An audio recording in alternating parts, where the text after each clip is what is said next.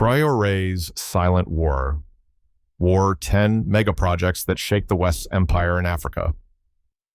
They thought the war would come with tanks, but Ibrahim Traoré launched it with cashews, drones, and gold. In just 1 year, Burkina Faso has transformed from a forgotten outpost into the beating heart of Africa's most defiant economic revolution.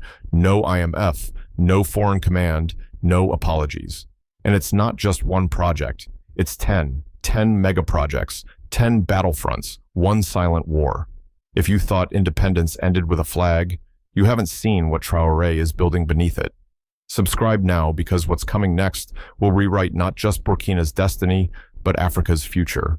In May 2024, BBC Africa dropped a headline that barely rippled the West, but sent tremors across Sahel soil. Burkina opens biggest agro-export hub. What it didn't mention was this: that very same week, President Ibrahim Traoré quietly signed a series of national decrees that bypassed IMF channels, suspended several French mining contracts, and greenlit 10 state-led megaprojects, all coordinated without a cent of Western aid. According to Jeune Afrique and Radio Omega, the list includes the 11.5 MSO cashew arsenal in Penny, a national drone manufacturing lab, a gold refinery funded by state reserves, an electrification grid in partnership with Mali, the National School of Military Engineers, and even a state-controlled satellite and AI center. No speeches, no press conferences, only action. Traoré refused to report progress to former colonial masters, as he told a closed UN session leaked by African intelligence. But what exactly is the plan behind these 10 coordinated strikes? Why now? And how does a young captain-turned-president outmaneuver empires that ruled for centuries? It's time to go inside the mind of Traoré, where silence is strategy and every project is a weapon. In the hushed corridors of Ouagadougou, a war room unlike any other was born. No generals, no diplomats, just Ibrahim Traoré and a hand-picked circle of engineers, economists, and intelligence analysts, most of them under 35. Their task wasn't military conquest. It was to build a parallel state infrastructure that could withstand the storm of sanctions, sabotage, and subversion from the global north. It began with silence. While foreign ambassadors debated terms of aid, Traoré was dispatching scouts into the field not to secure borders, but to map undocumented talent, abandoned machinery, and unexploited corridors of mineral and agricultural wealth. In secret, a national inventory was drafted, every unused processing unit, every skilled tradesman ignored by the formal economy, every foreign-owned mine whose contract expired within 12 months. The result, a battlefield made of spreadsheets, not soldiers. From this intelligence came 10 strikes, not bombs, but factories, labs, training schools, and energy plants, each designed to solve not just today's crisis, but to weaken the West's grip on tomorrow. Traoré called it infrastructure insurgency. Instead of protesting at the gates of the global financial system, he built exits. Each project was designed with layers, one visible to the public, a factory or school, and another buried beneath like a crypto banking node or an encrypted server cluster connected to satellite comms. Why hide them? Because Traoré understood the empire doesn't fear bombs, it fears autonomy. And if the West knew what he was building too soon, they'd crush it before the first brick settled. And so the silence wasn't a sign of weakness. It was the cover fire of a different kind of war. By the time Burkina Faso's neighbors noticed the roots had already spread, hidden under the guise of rural development, Traoré was embedding autonomous production chains, clusters of agro-processing solar mini-grids, and encrypted communication towers in villages no diplomat had set foot in. In the town of Po, villagers thought they were witnessing a cashew juice plant rise. But underneath its concrete floors, shielded by layers of signal-blocking materials, a data center pulsed with code written by teenage coders trained under a pilot project called Code Sovereign Code. Elsewhere, an education reform facility was actually a drone assembly lab, where locally engineered surveillance UAVs would one day patrol mining zones, replacing foreign contractors entirely. But Traoré's most daring stroke, an untraceable funding web. Using a blend of gold-backed regional trade crypto cooperatives and diaspora micro-investment, he bypassed traditional lending altogether. No IMF, no World Bank, no Western fingerprints. The numbers were mind-bending. 4M, funded through diaspora bonds hosted on decentralized platforms, 2.5M in gold exchange swaps with neighboring Sahel states, and a national barter system where rice from the north funded industrial lubricants from the south. In a world where credit ratings decided the fate of nations, Traore rewrote the ledger. He didn't ask for permission. He didn't beg for loans. He built trust at home and resilience on the ground. And most importantly, every project was designed with political redundancy. If one fell, another would take its place. Because this wasn't about one victory. It was about displacing the West's influence block by block, bite by bite, belief by belief. The revolution wasn't televised. It was coded into concrete. Not all wars are fought on battlefields. Some are waged in ports, in patents, in policy loopholes. Traore understood this deeply. And in 2024, he initiated his most covert move, yet the creation of an African Interlink Infrastructure Protocol, AIIP. Outwardly, a technical agreement for digital rail and fiber connectivity between landlocked Sahel nations. In reality, it was a backdoor exit from French-controlled telecom backbones and satellite dependencies. With assistance from anonymous African engineers and friendly hackers from Latin America, Traoré's administration reverse-engineered Western APIs, stripped them of surveillance hooks, and laid down a new protocol, one immune to embargoes, hidden fees, and data siphoning. No more leaks to Paris, no more black boxes in Brussels. This wasn't just digital liberation, this was geopolitical realignment. At the same time, in the subsoil of Tambao and Inata, where rare earths slumbered, Traoré approved joint extraction programs with local cooperatives backed not by French conglomerates, but by Pan-African startup syndicates. These were small, agile, deeply invested, the opposite of colonial giants. They operated under a single clause: no raw exports, only processed minerals. Even the roads changed. Under a secret MOU with Mali and Niger, Burkina Faso began redrawing cross-border trade lanes, not westward toward the ports of colonial power, but inward, linking interior African capitals with encrypted logistics chains and drone-managed checkpoints. A new cartography was forming, and every dotted line was a declaration: Africa is no longer a corridor, it's a destination. But the most breathtaking feature of this silent war, it was invisible to the naked eye. While the West counted satellites and oil barrels, Traoré was changing software supply chains and sovereignty. And soon the world would wake up not to a revolution of noise, but a continent that had already left. It happened on a Tuesday, at dawn. Drones not armed, but equipped with 4K lenses, circled above Ouagadougou's financial district. By 7:00 a.m., the footage was broadcast across national television and live-streamed to Africa's diaspora channels. Operation Red Ledger had begun. The cameras zoomed in on marble facades and glass towers, headquarters of foreign mining conglomerates, energy contractors, and telecom cartels. Then came the shock. One by one, doors were sealed shut by national security forces. Inside, a wave of arrests. CEOs, compliance officers, even expatriate consultants taken in under new financial crimes legislation signed quietly by Traoré 2 weeks earlier. Charges: illegal profit repatriation, tax evasion, data extraction without consent. For decades, these firms had moved billions through shell subsidiaries, draining Burkina Faso's wealth while reporting token CSR projects. Now the documents were on the screen. Receipts, transfer trails, ghost invoices, each slide more damning than the last. But Traoré didn't stop at arrests. He stood in front of the nation that evening, not behind a podium, but among farmers in the cashew fields of Bobo-Dioulasso. His voice firm, his words deliberate. Today we draw the line.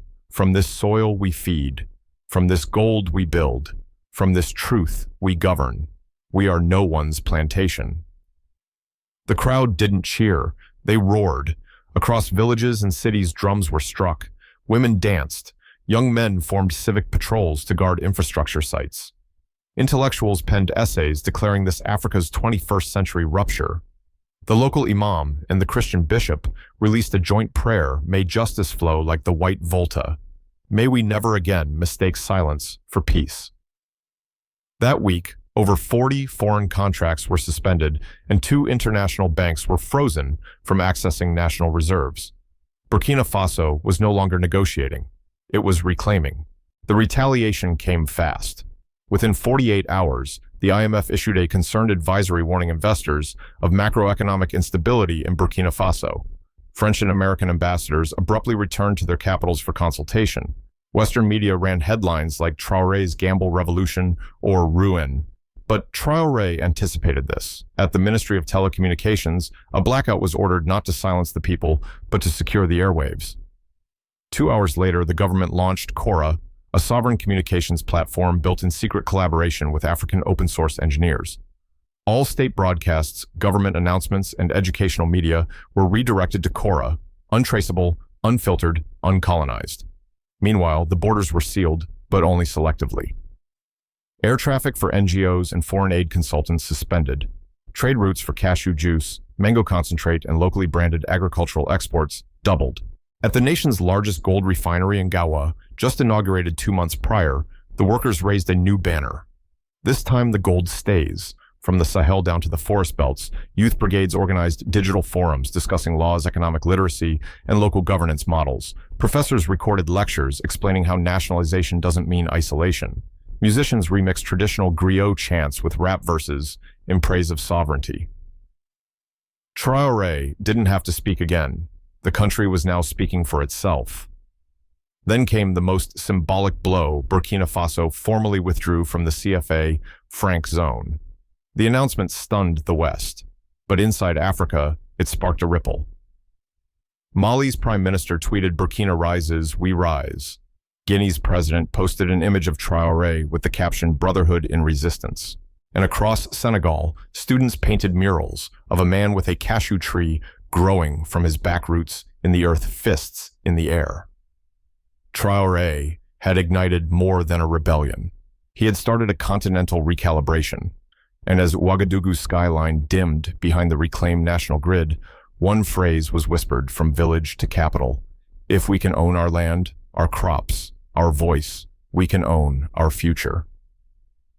In the grand hall of the National Assembly, a dome once echoing with foreign tongues and IMF drafts, Ibrahim Traoré stood alone, no script, no teleprompter, no permission.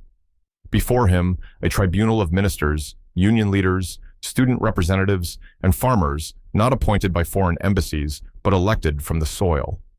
Behind him, a nation watching live through satellite dishes, smartphones, and loudspeakers in village squares. He began not with accusations, but with a confession.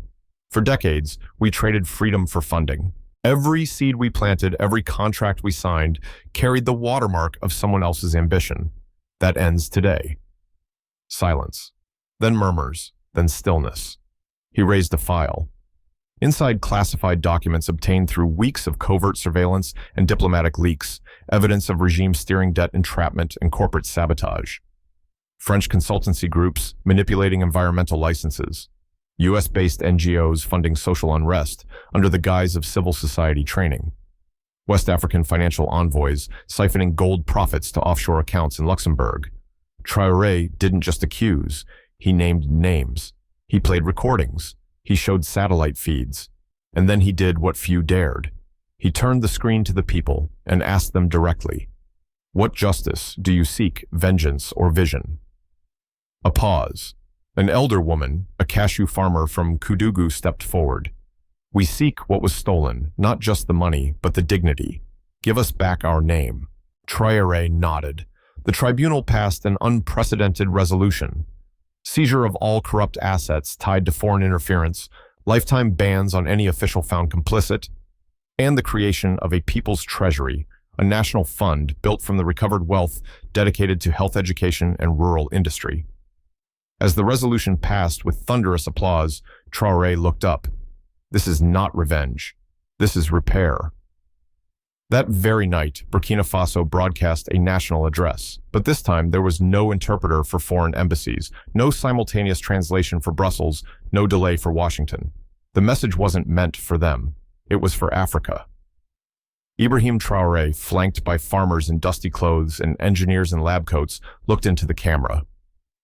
To every African nation still negotiating your dignity, still waiting for aid, still signing agreements with ink dipped in fear, know this: you do not need permission to rise. The room behind him was symbolic, not a gilded office, but a humble agro-lab in the heart of Bobo-Dioulasso. On the table, dried mango samples, drone prototypes, solar irrigation models. The 10 mega projects were no longer classified ambitions. They were physical, visible, ours. Then he did the unthinkable. He invited the leaders of Mali and Niger, not diplomats, but engineers and workers, to a summit of sovereignty hosted not in a capital hotel, but at the gold refinery in Gawa, where regional currency discussions had begun. No media access, no Western observers, just African minds shaping African futures. The agenda: joint infrastructure for mineral processing, shared drone defense programs, and a proposal to launch a Sahel innovation bank backed by gold, not the euro. The signal was clear. Burkina Faso was no longer reacting to pressure, it was applying it. And in the streets of Ouagadougou, spontaneous gatherings erupted, not in protest, but in praise. Elders wept. Students danced. Vendors renamed their shops after Penny the Cashew Miracle Town. On walls across the country, murals appeared overnight. Traore planting a tree that grew drones, refineries, and schools. Children holding bottles of cashew juice with the label, "Made in Burkina, for us." If you believe truth deserves a voice, leave your message for Africa below. The final blow didn't come with tanks or sanctions. It came with truth, delivered through the one courtroom where Africa still had the floor of the United Nations General Assembly. On that stormy morning, Ibrahim Traoré ascended the podium not as a petitioner, but as a prosecutor of history. He carried no stack of documents, no legal team, just a single folder labeled 10 projects, 10 proofs, one continent reborn. Then he began. For decades, we were told what to grow, what to dig, what to export. Now we choose what to build, and we choose ourselves. One by one, he revealed the mega projects not as statistics, but as testimonies of a people once buried under debt, now building with their own hands. And the drone factory protecting borders once dictated by foreign militaries. The gold refinery returning sovereignty to African currency. The cashew plant turning waste into weaponized value. The rural internet plan linking forgotten villages to knowledge. The University of Sahel Sciences, where children once fleeing war now studied to heal it. Then he lifted a small object, a bottle of cashew wine. This, he said, was once left to rot under our feet. Today it sits on the shelves of Tokyo, Paris, and Lagos, not as charity, not as aid, but as choice. A pause. We're not asking for support, we're declaring the end of dependency. Silence. Then thunderous applause, not from the West, but from the global South. Delegates from the African Union, Latin America, and Southeast Asia stood, because Traoré wasn't just speaking for Burkina Faso, he was indicting a global system and offering a blueprint to exit it. The question wasn't whether the West agreed, it was whether the world had just witnessed the first African declaration of post-colonial sovereignty in practice, not theory. If you believe truth must echo, not vanish, write your message for Africa below. Just as the world was adjusting to Traoré's defiance, a bombshell landed not from Ouagadougou, but from Brussels. A leaked document published by Le Monde Afrique revealed a startling truth. Several Western intelligence agencies had been monitoring Burkina Faso's mega-projects, not out of concern, but out of fear. The files were labeled AFR Shift OP Goldfire. It wasn't just Burkina Faso's gold nationalization that had triggered alarms. It was the pattern, refusing IMF lending, building state-owned tech infrastructure, rejecting EU observation missions, consolidating food, energy, and military industries under African command. The leaked memos spoke bluntly Traoré's policy. Architecture, if replicated across the Sahel, risks creating a parallel economic bloc beyond Western leverage. Suddenly, everything changed. For the first time in decades, France's Strategic Committee on West Africa called an emergency session not to plan intervention, but to debate diplomatic withdrawal. Their conclusion shocked even their allies. We have lost the narrative. Meanwhile, on the African continent, a silence broke. Neighboring governments, once hesitant to align with Burkina Faso, began publicly endorsing Traoré's model. Mali accelerated its gold reform. Togo sent a delegation to study Burkina Faso's rural internet grid. Niger requested joint security drills with Burkina Faso drones. Even Senegal, long viewed as a loyal Western partner, surprised the world by abstaining from a UN vote condemning African sovereign reforms, signaling a silent shift. The twist was clear. The empire wasn't being attacked, it was being outpaced. And in the quiet corridors of forgotten capitals, one whisper grew louder. If Burkina can do it, why not us? Us. But the world wasn't done turning. Just days after the leak, a second shock emerged, this time from within. An exiled former minister, once aligned with the previous regime and rumored to be collaborating with foreign advisors, made an unexpected return. His name, Dr. Salif Yameogo, a seasoned technocrat educated in Paris and once groomed by international financial institutions to oversee Burkina Faso's economy. He had fled the country in 2022 after Traore rose to power, denouncing the new government as populist and suicidal. But now standing under the harsh Sahel sun before the National Assembly, he delivered a thunderous address. I was wrong. I believed sovereignty could be negotiated in air-conditioned boardrooms. I believed Africa had to obey to survive. But what I've seen, what President Traore has built, proves me blind. His words echoed across the region. More than an apology, it was a public defection, not of loyalty, but of ideology. Yameogo didn't stop there. He brought with him a classified dossier, internal communications between Burkinabe opposition figures and foreign consultants, detailing plans to sabotage state-led projects through legal delays, supply disruptions, and narrative warfare in the international press. Traore's government didn't arrest him. Instead, they televised his testimony live, unfiltered, uncensored. It became the most watched political broadcast in Burkinabe history. And just like that, a former enemy had become a key ally. The message was unmistakable. Even the architects of the old system were choosing to switch sides, because when truth begins to roar, silence becomes betrayal. The reverberations didn't stop at Africa's borders. In a rare and unexpected move, Brazil's Ministry of Foreign Affairs released a formal statement. Burkina Faso's industrial initiative is a beacon of sovereignty and ecological valorization. Brazil recognizes the strategic potential of South-South cooperation and invites President Ibrahim Traoré to a bilateral summit on agro-industrial solidarity. This marked a historic diplomatic shift, Brazil, a rising power in the global South, publicly distancing itself from the Western economic bloc's pressure tactics. What had once been a localized movement dismissed as insurgent populism was now attracting geopolitical allies. Latin America, long wary of IMF control, found in Traoré's vision a familiar resonance. Asian regionalists began requesting briefings on Burkina's drone manufacturing program. And African diaspora organizations in Europe launched the campaign Build Where We Belong, demanding African-owned manufacturing hubs across the continent. Suddenly, the Western media's narrative cracked. Articles that once mocked the cashew plant as symbolic now ran headlines like, "Is Burkina Faso redrawing Africa's economic destiny?" The global calculus shifted, from derision to curiosity, from isolation to influence.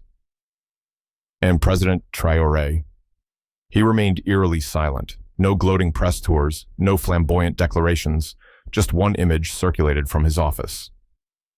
A photo of the penny cashew plant under full operation, flanked by children in school uniforms holding bottles labeled Produit du Faso, product of Faso. No words, just action. Because that was the new language of power. And the empire, so used to Africa begging, was now watching Africa build. The first shipments of cashew wine and vinegar rolled out of Penny under the golden morning sun. Not to Europe, not to colonial ports, but to local markets, to school canteens, to neighboring nations, eager to taste the future bottled by a sovereign people. Electricity now lit classrooms that once sat in darkness. Village women, once forced to sell nuts for pennies, were now running cooperatives earning enough to send daughters to university. Farmers once trapped in seasonal debt were now shareholders in agro-innovation. A child in Wahiguya tasted cashew juice for the first time and asked, "Why did we ever throw this away?" And on national television, President Ibrahim Traoré addressed the nation. "We do not ask permission to be free. We rise on our own terms, in our own name. Burkina Faso is not waiting for recognition. We are becoming the proof." If the spirit of Ibrahim Traoré touched your heart, share this story. Subscribe to walk alongside a continent reclaiming its soul. And above all, may God bless Africa. If you believe Traore is a blessing to Africa, let the world know. Africa will no longer bow. Africa will build.